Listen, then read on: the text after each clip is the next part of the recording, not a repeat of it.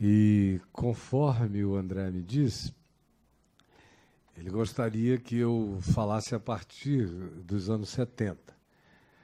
Embora esse escopo daquilo que se chama de evangélicos no Brasil tenha começado há um século e meio atrás, mais ou menos, com algumas chegadas de grupos aqui.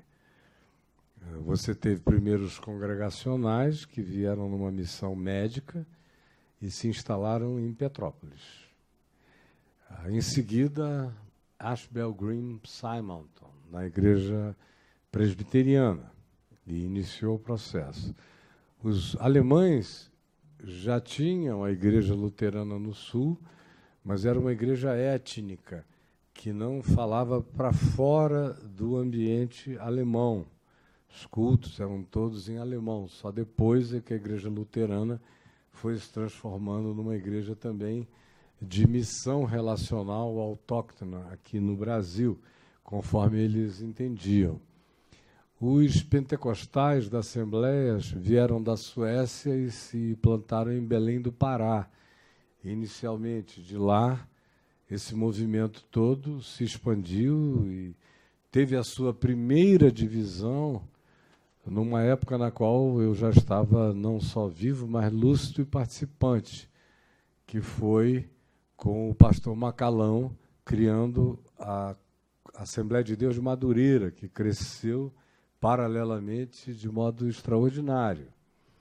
E os carismáticos, que acabaram sendo transformados e assim designados e autodesignados de neopentecostais, já na década de 70, eles são originários de um movimento que começou no Brasil com um missionário canadense-americano chamado Roberto McAllister, que foi para o Rio de Janeiro e, conquanto ele fosse da Assembleia de Deus, tenha começado na Assembleia de Deus, aqui, veio das Filipinas, teve uma experiência primeiro nas Filipinas, veio para cá, começou na Assembleia de Deus de São Cristóvão, no tempo do pastor Túlio Barros, que ainda vivia, que por pouco não foi meu pai, porque namorou a minha mãe, lá no interior do Amazonas. E o que eu vou falar é tudo do que eu ouvi, por exemplo, do McAllister. Isso não tem nada escrito, exceto a narrativa dele para mim. E me contando como ele chegou e como o objetivo dele era criar um grupo que não fosse nem fechadão, como as Assembleias de Deus, e nem fosse tão gelado, como ele assim designou, semelhantemente aos presbiterianos, que foram os dois exemplos que ele dava de extremos disso. Então, nas Assembleias de Deus, ele me disse que delas ele pegou o povo, a maior parte possível de gente. A Assembleia de Deus sempre teve gente, muita gente. E aí ele saiu da Assembleia e começou na Associação Brasileira de Imprensa, na ABI, uma reunião.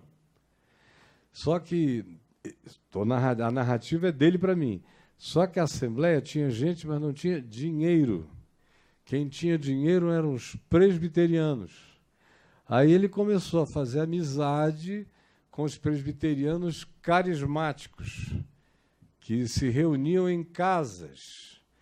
E com a benécia concessão, naquela época, do reverendo Amantino Vassão, que era o pastor efetivo da Igreja Catedral Presbiteriana do Rio, que é a mãe, fundada pelo Ashbel Green Simonton.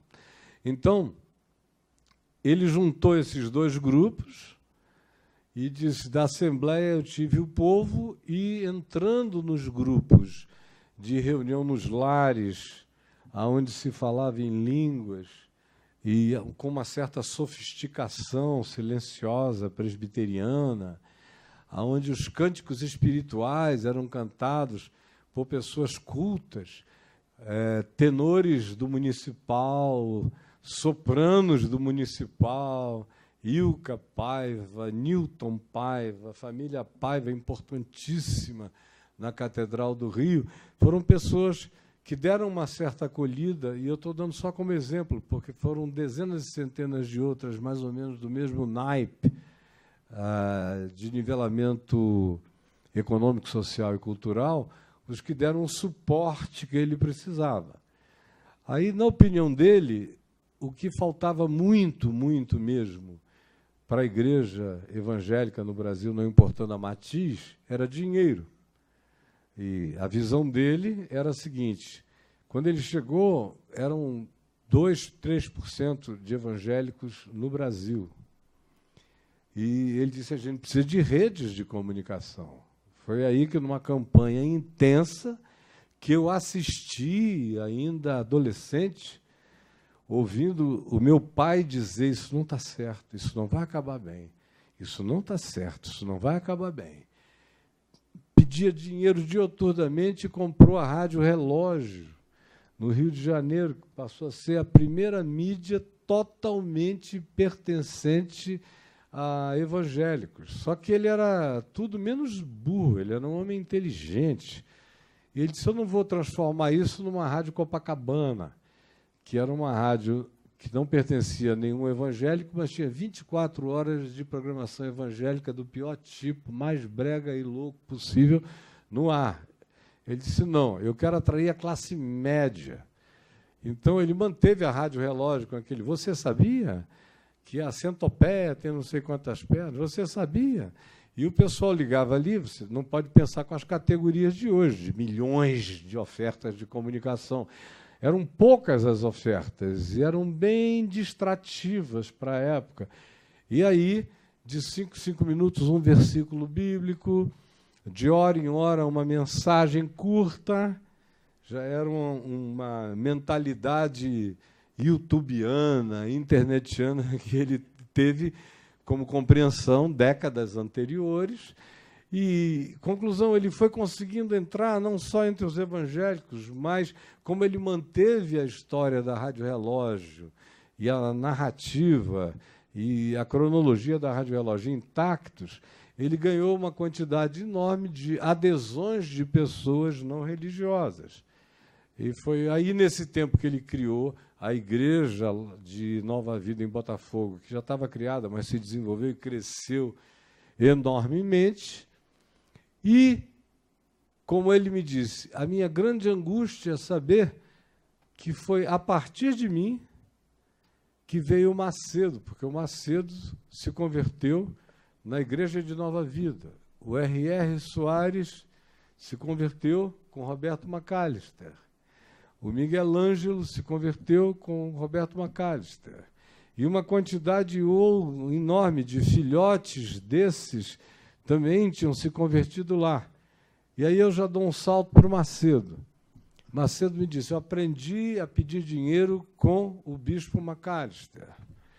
O Miguel Ângelo me disse a mesma coisa: eu aprendi agressividade a pedir dinheiro com o bispo Macalister. Só que o Macalister era um cara charmoso. Ele não era um ogro. Ele se apresentava bem. Ele era uma pessoa agradável de se ouvir.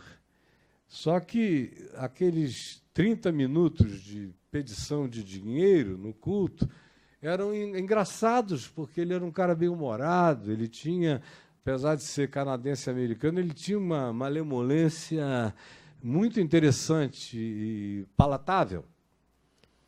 Pois bem, aí a gente já está na década de 70.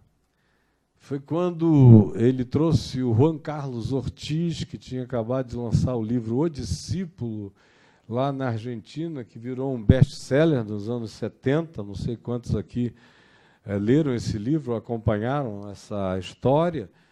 E o Ortiz introduziu na vida do Macalister, que por enquanto era o pastor Roberto Macalister. Foi a partir do Ortiz e de um bispo católico carismático que ele convidava frequentemente para falar na Nova Vida, foi a junção da desconstrução que o discipulado do Juan Carlos Ortiz propunha com a teologia de natureza carismática e de comunicação interrelacional e interreligiosa, que ele adotou a hierarquia católica, de certa forma, pela primeira vez fora da Igreja Anglicana e fora da Igreja Luterana, no ambiente católico evangélico majoritário. Aí ele pediu para o pastor Tito Oscar, que vive hoje aqui em São Paulo, um homem digno, mora aqui perto da gente, já idoso. Ele pediu ao pastor Tito para fazer uma série de estudos bíblicos sobre o bispo, a figura do bispo. E uma vez que isso foi feito, o próximo passo foi indicar o Roberto como bispo. E aí criou-se um concílio que o ordenou. E de bispo ele se transformou em primaz. E aí ele adotou um diálogo bem aberto, por exemplo, com o Vaticano, com outros grupos, porque ele era um bispo.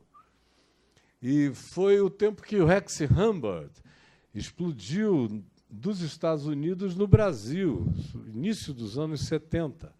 E o Roberto ficou com uma vontade enorme de repetir aquele fenômeno, que também o Clube 700 dos Estados Unidos entrou aqui, Pat Robertson, e o Roberto disse, eu preciso de uma coisa semelhante agora. Aí ele criou o programa Coisas da Vida, que era um programa diário, de 1 hora, onde eu fui muitas vezes na década de 70. E eu estou dizendo isso para vocês verem a matriz, qual é a matrix do processo. Aí, quando a gente chega por volta de 1988, o Macedo já tinha saído da Igreja de Nova Vida há algum tempo. Agora, a narrativa do Macedo, me dizendo, eu saí da Nova Vida porque ela deixou de ser cruzadeira. Ela era uma igreja cruzadeira, agressiva, pedia dinheiro. Eu gostava daquela igreja. Aí ela criou escola dominical, seminário, não sei o que, isso e aquilo. E quando você começa a ensinar muito a Bíblia para as pessoas perdem a agressividade. A ignorância bíblica ajuda a divulgar os clichês que você ensina para o povo como proposta. Isso Macedo me dizendo. E ele disse que no dia que ele saiu de lá, ele encontrou uma McAllister, mais ou menos à porta, e ele virou para uma McAllister e disse, o senhor não vai mais me ver aqui nunca mais, mas até morrer o senhor vai ouvir falar de mim, porque o senhor vai ver o que eu vou fazer nesse país. Sem medo, sem ênfase na Bíblia, sem Jesus, sem cruz, sem sacrifício.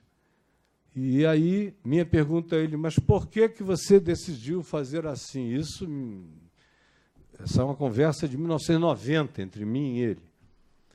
Aí ele me disse, porque Jesus não é bom para os negócios. Ele não gosta de mamon, não gosta de dinheiro, o filho do homem não tem onde reclinar a cabeça, e isso não ajuda a gente a ter poder, e eu preciso de poder. A cruz é muita solidariedade, muita sacrificialidade, muita renúncia, é uma mensagem para pobre, que quer continuar pobre, e é uma mensagem para quem quer alienar pobre. Então, nada de cruz. Eu vou para o Velho Testamento. No Velho Testamento tem o Deus da barganha, o Deus da retribuição. Você dá isto para ele, ele te dá 10 disso, dependendo do acordo.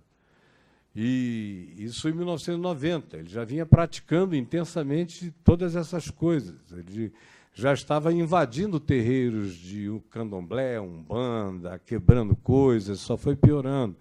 Já tinha comprado a primeira rádio e já estava em plena campanha de término de aquisição da TV Record, que ele me dizia que ia fazer dela a grande competição e a grande competidora em relação à Rede Globo de televisão. No mesmo período, o Dr. Roberto Marinho, que ainda vivia, me chamou para uma conversa, 90, 91 no máximo, um almoço. Aí eu cheguei lá, eu ainda bem jovem, ele já idoso, e eu falei, o que o senhor deseja, doutor Roberto? Em que eu posso lhe ajudar? Aí ele falou, eu queria saber das cifras. Eu falei, que cifras? Ele falou, quanto movimenta o mundo evangélico no Brasil? Eu falei, isso é impossível de alguém lhe dizer exatamente. Não, eu estou interessado mesmo em saber quanto esse Macedo levanta. Aí, por acaso, naquele tempo, eu sabia que ele tinha levantado mais de 1 bilhão e 200 milhões, quase 1 bilhão e 400 milhões. Campanha para aquisição da Record, aquela coisa intensíssima de dia e de noite, ele já estava usando a Record Direto e outras mídias e tudo mais. Aí o Roberto Marinho parou, eu falando, ele anotando tudo. Quando eu terminei de falar, ele falou assim, para quem pode competir com esta commodity? Quem pode competir? Porque, olha só, a Rede Globo, eu gastei 2 bilhões e 400 no ano passado, isso em 90, 91, para ter 400 milhões de lucro. Esse cara tem uma commodity invisível, intangível, imponderável, não localizável, mas todo mundo acha que pela crença ou pela oferta que dê, ou por aquilo que se submeta conforme o que se estabeleça no processo de agradar a Deus, que quase sempre, pelo que eu tenho entendido, tem a ver com dinheiro, e eu só vendo, eu digo, esse cara não é dono de tudo que é dono à toa. O bicho é uma águia. Vendo lá na frente, foi a primeira pessoa que eu vi chamar Deus de commodity na vida. Sim, eu vi que outro dia vocês estavam conversando aqui sobre Deus, uma commodity, a religião. Roberto Marinho, 90 a 91, porque os filhos das trevas são mais hábeis na sua geração do que os filhos da luz. É um negócio extraordinário. Por isso eu dou muita atenção ao que o pessoal que se diz que não crê em nada diz, porque, em geral, eles estão vendo para além do que a nossa presunção de chegar e está enxergando. Aí eu dei lá o número e falou, no fim, ele ofereceu uma commodity, ofereceu um bem para troca de natureza imponderável, que não custa nada, que está dentro de cada um e as pessoas não sabem. E pediu oferta por isso e deve ter gastado 5% do valor para ter ganho esse dinheiro todo, enquanto eu preciso gastar 2 bilhões e 400 para ter 400 milhões de lucro, que foi o que eu tive. Então, não dá para competir com isso. O senhor não concorda? Eu falei, acho que o senhor está completamente certo. Assim, a médio e longo prazo, não dá para competir com isso.